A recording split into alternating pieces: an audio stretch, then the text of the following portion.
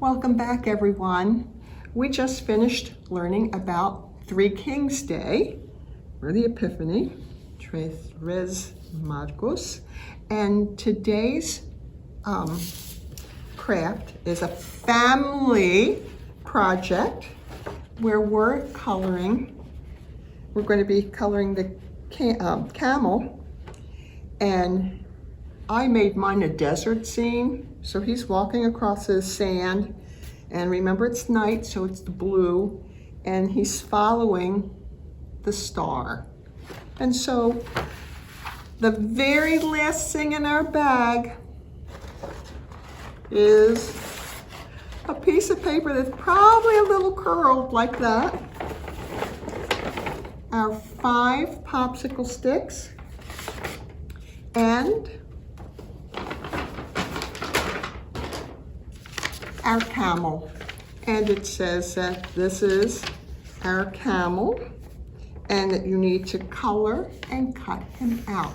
And so coloring is for your little buddy to do, and cutting, because this is a very elaborate thing to have to cut out, we're going to ask that the grown-ups or a big sister or brother cut the camel out. And I said, well, what am I supposed to do with this old curled up piece of paper? Well, this is what you do when you have a piece of paper that has been curled and you want to use it again. You're going to have to uncurl it. And to do that, you turn it over and you roll it.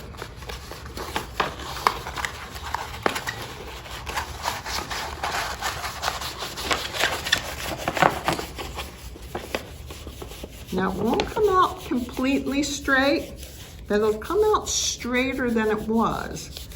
And let's see what it looks like. It's still a little curly. So now we take it this way, and we curl a little bit, roll it. Good practice rolling. And so we have a piece of paper that's this big. And this is why I'm saying that this is a family project, because it would take your little friend a really long time to color this whole piece of paper. So as a family, you want to decide what your picture is going to look like. You can certainly make it look like this. And as you see, I used yellow and brown crayon to make the sand. And I made it like a little hill. Have you ever been to the beach so you know what the sand looks like? And then my camel is brown, except I made his hooves. That's his feet, hooves.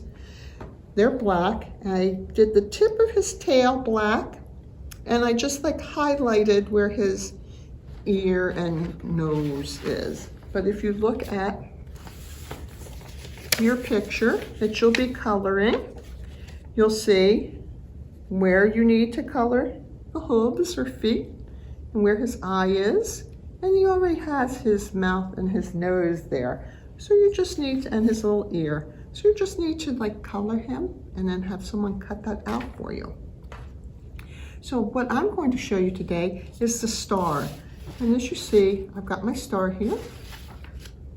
And while I used paint on that, I'm going to go ahead and use a marker on this one. And I think that if you don't have the paint, if you have a yellow marker, that might be a little shinier, darker than using your crayon. But if you don't have anything but the crayon, then go ahead and use the crayon. And parents, if your little friend is doing the coloring, which is what he or she should be doing, that when you're putting your star together, you might want to go back and fill in any spots that are a little light if you want to really see this from a little distance. If you just want to have it the way they color, And it turns out that it's like that. That's okay also. This is your project. We are not looking for what is one person's beauty, might not necessarily be another person's beauty, but it's beautiful anyway because you have made it and you've worked together on it. So you can use regular Elmer's glue.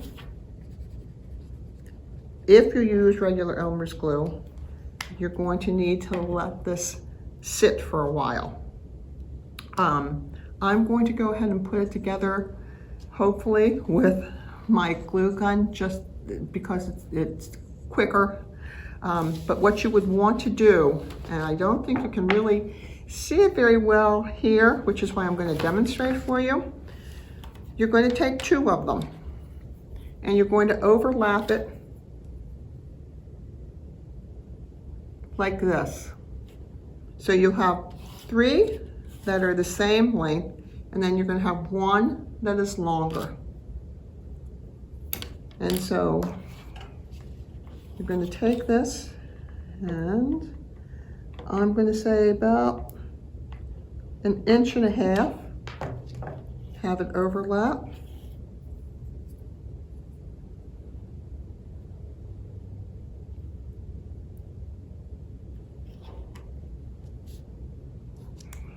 Pretty good, 1.5 inches. And so then you have your other three, and they're going to just be crossing like this. And so you're going to be putting them, the first one, you're going to glue right above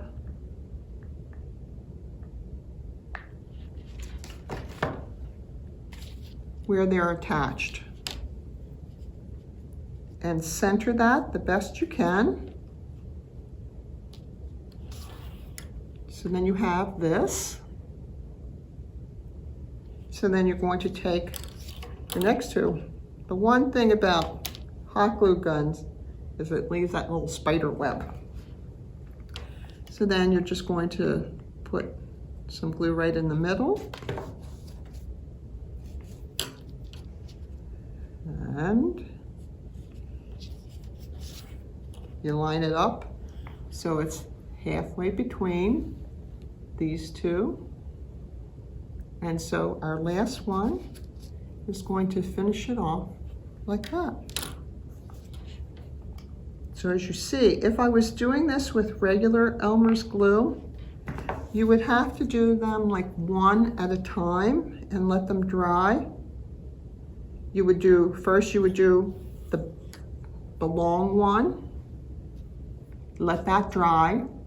Then you would do the one that crossed it, making a regular cross.